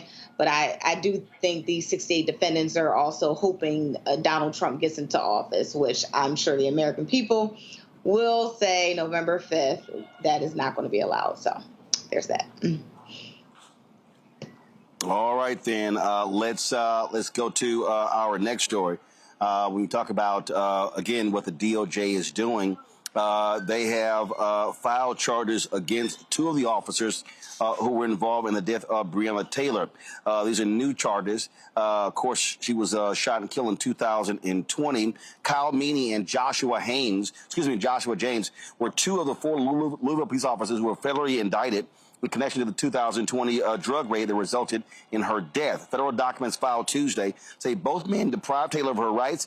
Prosecutors say James wrote a search warrant affidavit that contained false and misleading statements that not supported by probable cause. The indictment claims Meany approved the warrant, knowing it included false information. Meany and James are charged with the deprivation of rights under color of law. James is also facing additional charges of conspiracy and falsification of records, and Meany is charged with making false statements to federal investigators. This new indictment comes after a federal judge dismissed other serious charges for James and Meany in August. The judge ruled there was no direct link between the warrantless entry and Taylor's death. The judge actually blamed Taylor's boyfriend, Kenneth Walker, for her death. But this is the Department of Justice choosing to now seek new indictments against them on other charges. And so that is a huge development in the case where folks still want justice for Breonna Taylor. Folks, today, President Biden and Vice President Kamala Harris were in Georgia and South Carolina meeting with officials on the ground, of course, after those two states were ravaged by Hurricane Helene. We've seen massive damage in North Carolina, South Carolina, in Georgia, in Florida as well. More than 160 people have died. When Biden landed in Greer, South Carolina, he was met by South Carolina Governor Henry McMaster, Republican Senator Lindsey Graham, also North Carolina Governor Roy Cooper. Harris was in Augusta, Georgia, surveying the impacts of Helene and received an on-the-ground briefing about recovery efforts in the state. She provided this update from the ground. So I'm here in Augusta to first and foremost thank the federal, state, and local leaders. Mayor, I want to thank you for your leadership in particular on the ground. I am here to personally take a look at the devastation, which is extraordinary, and it is and particularly devastating in terms of the loss of life that this community has experienced, the loss of normalcy, and the loss of critical resources. And so I'm here today to thank all of those who are working to get folks the support and the relief that they so desperately need and so rightly deserve. And that includes the fact that still in this community, up to 60% of the residents here do not have power. Many have been without running water for at least a couple of days now. Many have water but no hot water. I was just talking with one of the members of the community and her daughter who lost her husband. And there is real pain and trauma that has resulted because of this this hurricane and what has happened in terms of the aftermath of it. I do want to acknowledge and thank the first responders who have been extraordinary. Having met with them, they are the kind of folks that are the heroes in moments of crisis, who do extraordinary work that is about lifting up other people.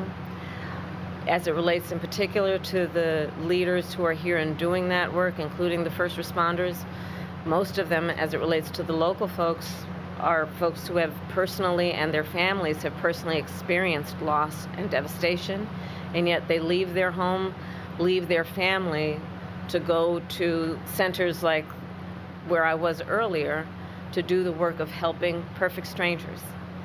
And it Before leaving D.C., Biden ordered 1,000 active duty troops to immediately deployed to assist with response and recovery efforts.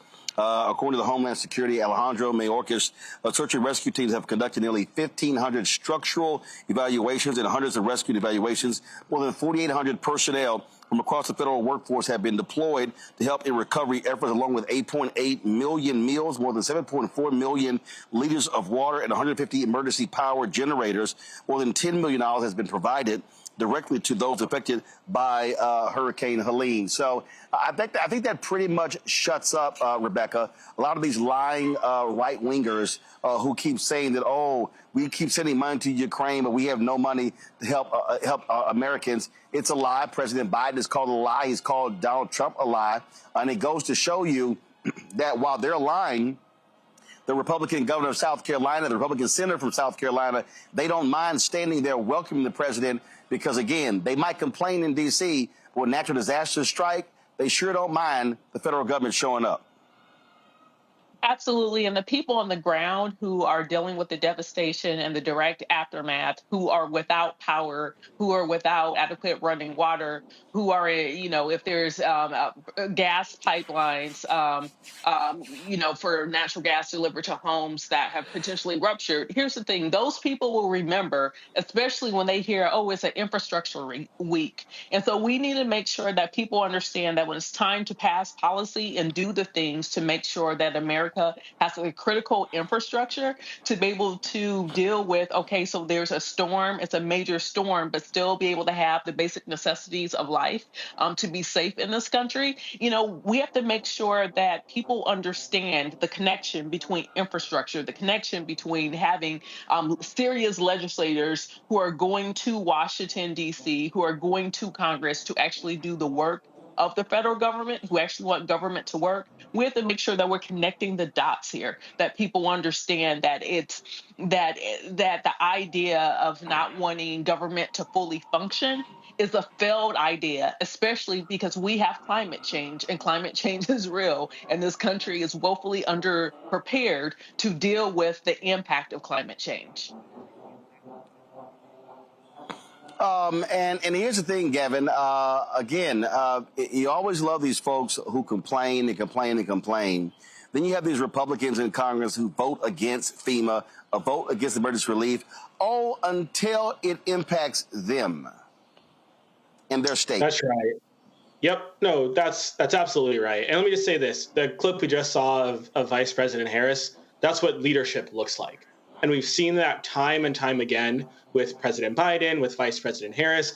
Another example that comes to mind for me was the bridge collapse in Baltimore, and how the president and vice president mobilized the resources of the federal government to work in collaboration, in close collaboration with state and local leaders on the ground to respond.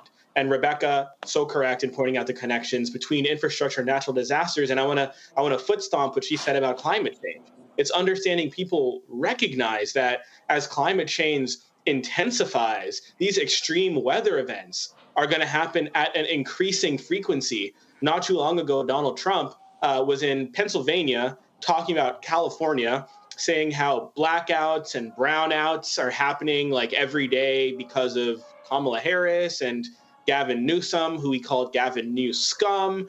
And on that point, too, I would just have him and all of his supporters recognize that blackouts and extreme weather events, these things are happening, again, at an increased frequency because of climate change.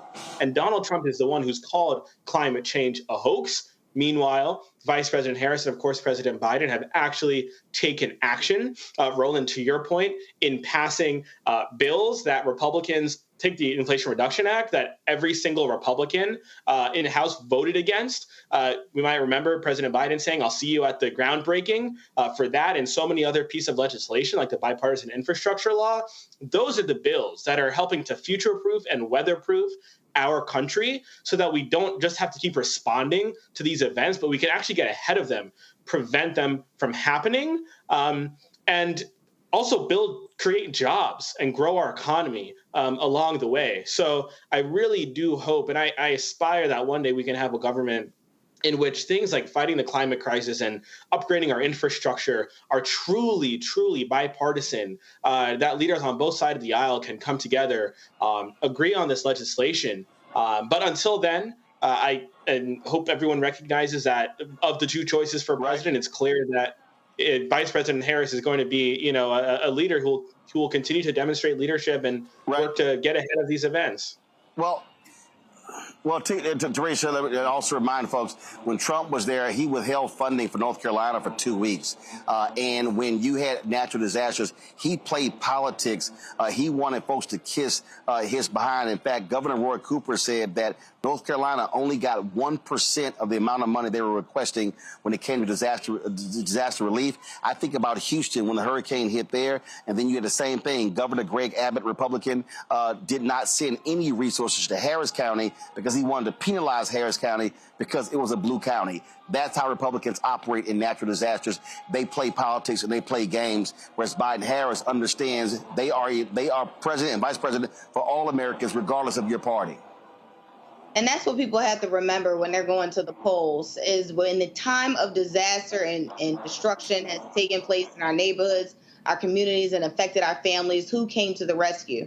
And, it's always interesting when I'm also having these conversations with friends and colleagues about the difference between the president, Donald Trump, and the administration of Biden-Harris and what was done.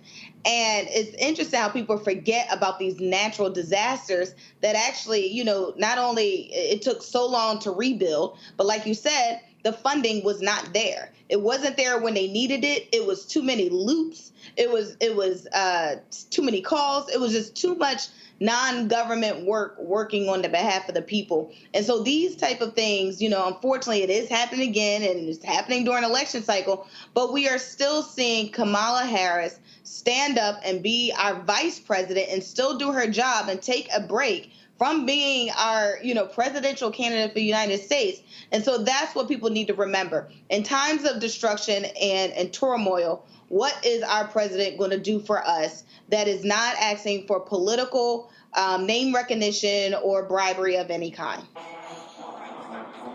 All right, then, Teresa, Gavin, and Rebecca, I appreciate y'all being on today's show. Thank you so very much.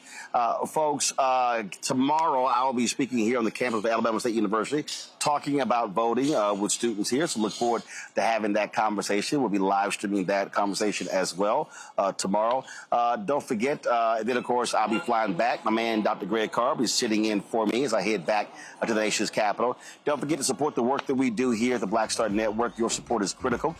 Send your check and money order, P.O. Box 57196, Washington, D.C., 20037-0196. PayPal, R. Martin Unfiltered. Venmo is RM Unfiltered. Zelle, Roland at RolandSMartin.com. Roland at RolandMartinUnfiltered.com. Be sure to download the Black Star Network app. Apple phone, Android phone, Apple TV, Android TV, Roku, Amazon Fire TV, Xbox One, Samsung Smart TV. Be sure to get a copy of my book, White Fear: How the Browning of America is Making White Folks Lose Their Minds. Available at bookstores nationwide. Download the audio version on Audible. Folks, it is homecoming week here at Alabama State. They're playing Florida A&M University, so that's going to be a great game this weekend. And so be sure to, so we'll be, of course, enjoying speaking tomorrow and, of course, talking about issues that matter. My man John Hope Bryant's going to be joining Mayor Randall Woodfin tomorrow in Birmingham at 10 a.m., 10 to 1. And then he's actually going to be in Montgomery tomorrow evening with Mayor Stephen Reed for his book of financial literacy. So y'all be sure to check that out as well. Folks, that's it. I will see y'all tomorrow right here on the Black Star Network. And again, appreciate the folks at Alabama State University for broadcasting the show here, talking with the president, Dr. Ross, as well. I'll see y'all tomorrow. Holla!